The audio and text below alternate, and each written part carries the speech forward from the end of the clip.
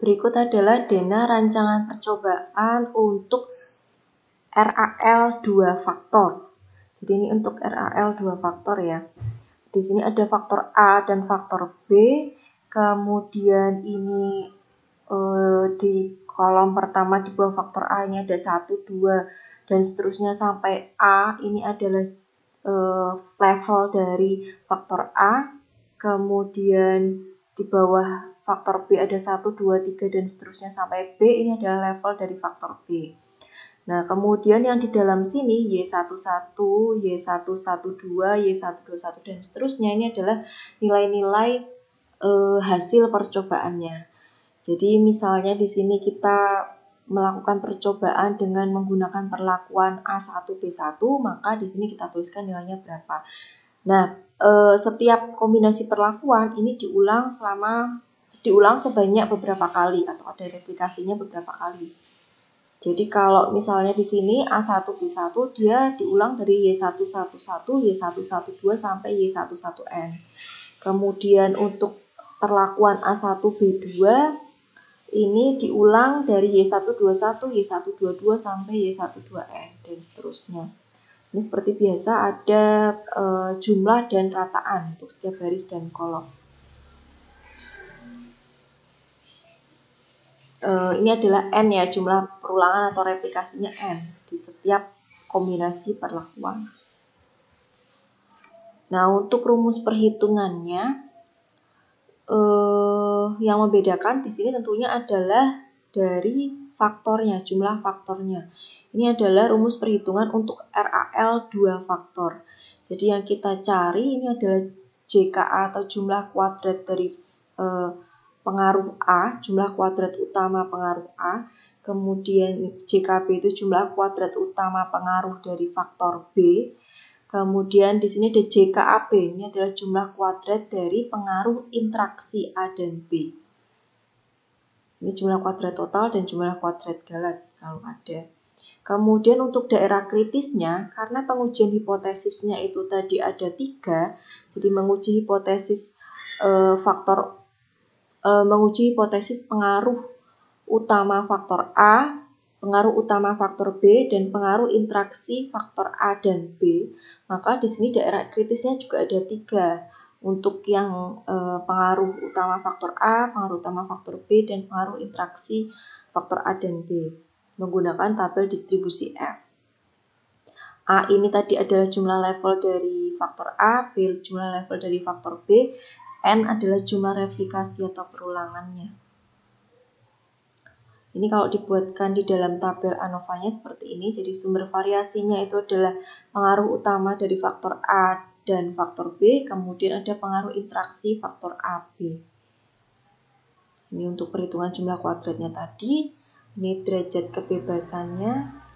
Kemudian di sini nanti yang kita cari adalah nilai F hitung untuk F1, F2, dan F3.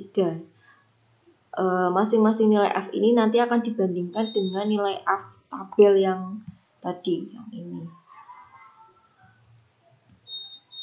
Contoh soal, dalam suatu percobaan yang dilakukan untuk menentukan yang mana yang lebih baik dari 3 sistem rudal berlainan, diukur laju pembakaran bahan bakar dari 24 penembakan statis. 4 jenis bahan bakar yang berlainan dicoba. Percobaan menghasilkan replikasi pengamatan laju pembakaran pada tiap kombinasi perlakuan. Datanya adalah sebagai berikut. Gunakan taraf keberartian 0,05 untuk menguji hipotesis berikut. Ada 3 hipotesis ya di sini. Yang pertama adalah H0, tidak ada beda antara rataan laju pembakaran bahan bakar jika digunakan sistem rudal yang berlainan. Jadi yang pertama ini pengujian hipotesis untuk faktor A. Faktor A-nya adalah faktor sistem rudal. Yang B, tidak ada beda rataan laju pembakaran keempat jenis bahan bakar. Berarti yang B itu adalah menguji hipotesis untuk faktor B atau faktor bahan bakar. Yang C, tidak ada interaksi antara sistem rudal yang berlainan dengan jenis bahan bakar yang berlainan. Yang C itu adalah pengaruh interaksi antara faktor A dan B atau pengaruh interaksi antara sistem rudal dan jenis bahan bakar. Berarti ini ada dua faktor ya, sistem rudal dan jenis bahan bakar. Sistem rudal punya 3 level, jenis bahan bakar punya 4 level, kemudian replikasi atau perulangan di setiap kombinasi perlakuan itu ada 2, jadi dilakukan 2 kali. Kemudian variabel responnya di sini adalah laju pembakaran bahan bakar. Jadi yang dicatatkan di sini hasil eksperimennya adalah laju pembakaran bahan bakar.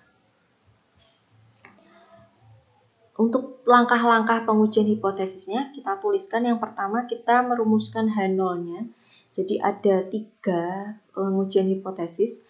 Yang pertama adalah H0 untuk faktor A atau faktor sistem rudal.